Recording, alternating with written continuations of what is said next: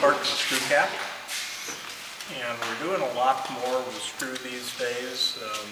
All of our light wines, our light whites are closed with screw, which is actually, I think, makes a nicer wine than if we do it with cork. I've actually tried it both ways. With the cork, those light whites like the Sauvignon Blancs and Pinot Gris and Albarenos, they basically lose their fruit. With the screw cap, we can actually keep the fresh fruit and we can keep that wine fresh for several years because it's a much tighter closure. Yeah. So bottles come in here, we got a little bottle washer, flips them upside down, they go around on this carousel, they get washed and dried. And then they get set back down. This is a de-aerator, sucks the air out of the bottle, and replaces it with nitrogen gas.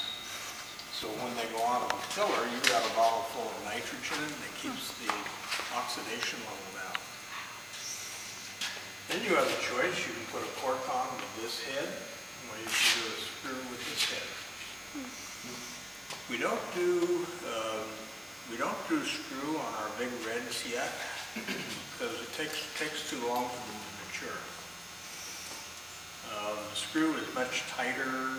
You don't get enough breathing to actually let a Cabernet mature in a reasonable time so that I can sell it and pay my bills.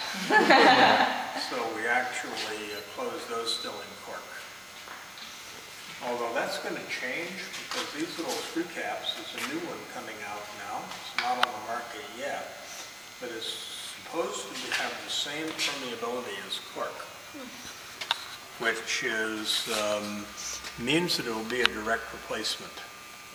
In other words, I can use standard winemaking. I don't have to go to Australian winemaking and then use the screw on everything.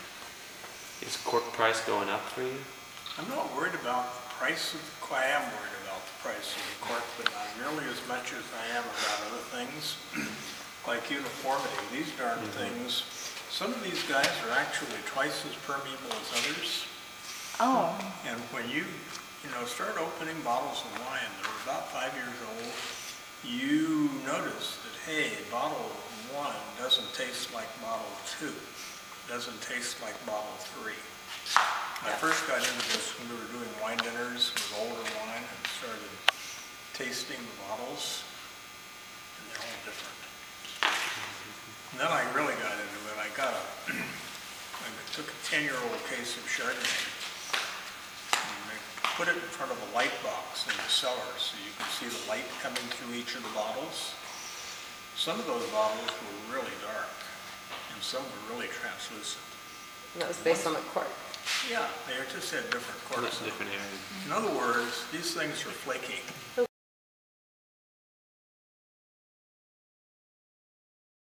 This one was about $430,000, and actually it's going to finish paying for itself. I've had it for 4 years, and it'll finish paying for itself with the next bottling. Wow. Oh, Only 4 years it pays off. That's great. These bottling services that come in and do your bottling for you are pricey. Yeah. At what point did you realize you needed your own and your production got too much? Or just spending? I got to the point that I really wanted to do screw cap, and nobody around here will do screw cap, so I just said, heck with you, I'll get my own. Did you want to do screw cap because of the variability of the cork? I wanted to do screw cap primarily because I wanted my light whites, my Pinot Gris and my tank Chardonnay, to taste like the grapes. I don't want them to taste like that, develop that sort of muddy character. Yeah. I want them to actually develop, I want to keep the fresh vineyard character in those wines. That's what drove it. Actually, you see, your palate works the way your eye does. Right. If you go out in the bright sunlight, in order to see, your iris closes. Otherwise, you don't see. Yeah.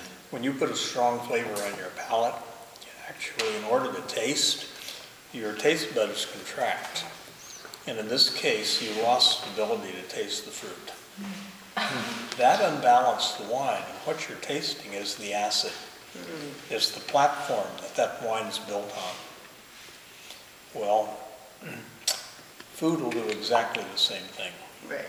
I mean, I had the family over a couple of weeks ago, and I had half a salmon. I happened to have both these wines on the table. Barrel fermented Chardonnay tasted just great. The unoaked Chardonnay actually was very withdrawn. It tasted kind of sour. We didn't drink very much of it. That's interesting. If you change your menu though, let's say you're doing trout for dinner, you're going to be drinking the unoaked Chardonnay if you want to taste that trout. And it doesn't have to do with the year. It was just Does it every year. the barrel. These wines are so dramatically different. I mean, we're not talking about little nuancey things here. We're talking about big time, major effects on your palate. If I'm doing sole, if I'm doing anything in the Bass family, if I'm doing a vegetarian thing, I always use the unoaked Chardonnay. If I'm doing chicken with the skin on, with stir-fried peppers and onions, I'm always using the big Chardonnay. Cool. Pork roast, herb rub, garlic, olive oil, all those things you. That's what happens, right? Great with the big Chardonnay. Cheeses. This is the most cheese-friendly wine we make. Works with huge range. Anything. But I'll tell you what really is good. There's some exceptions. If you do a little fettuccine and olive oil and garlic, grate a little goat cheese on it and try it with the Albarino. Ooh. That is classy. That sounds really good. Done. Yeah, it turns out it's a good oyster wine too. If you're doing oysters. This thing really does a job on oysters. I bet. I could have two dozen oysters for some of this.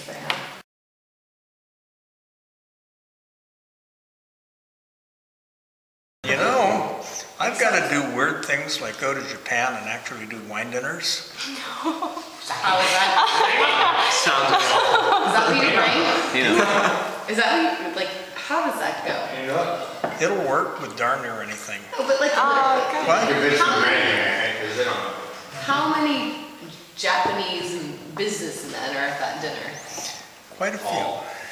You see, a lot of people, you've got two big deals in Japan. Yeah. They really do good Western food. But you do, Japanese restaurateurs have this thing. They just absolutely think that they have to do something with Western wine. Now, forget about the fact that Japanese food evolved half a world away from Western wine. They still got to do it. And you can actually do some things that are interesting. I mean, it's great with most sushis. You can actually do things with soy sauce, and you know there are different kinds of sauces. Yeah. I mean, you can make it work. So And I've actually sat there in the kitchen with these guys, and we played with the Pinot Noir, and sure enough, you get something that actually tastes decent. It's a lot harder to do with Zinfandel.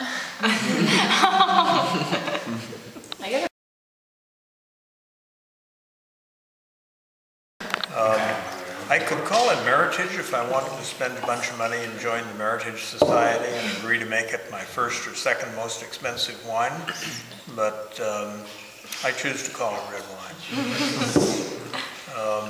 I really, if you haven't gathered by now, I'm not much into phony French BS. It turns out that this is a wine which is very, very different from Zinfandel. It's a wine actually that uses 5 different grapes. It's 30% Verdot and 26% Malbec. Now the thing about Petit Verdot and Malbec, which is interesting, is they work like the Primitivo.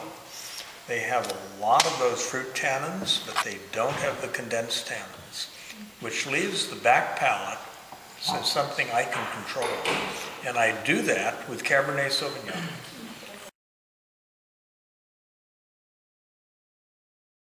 No, I just like to eat well. This basic secret is you've got to give over about an hour a day. You've got to get yourself some good stuff. And beyond that, it's dead easy. All right. You're right. Good point. Very right.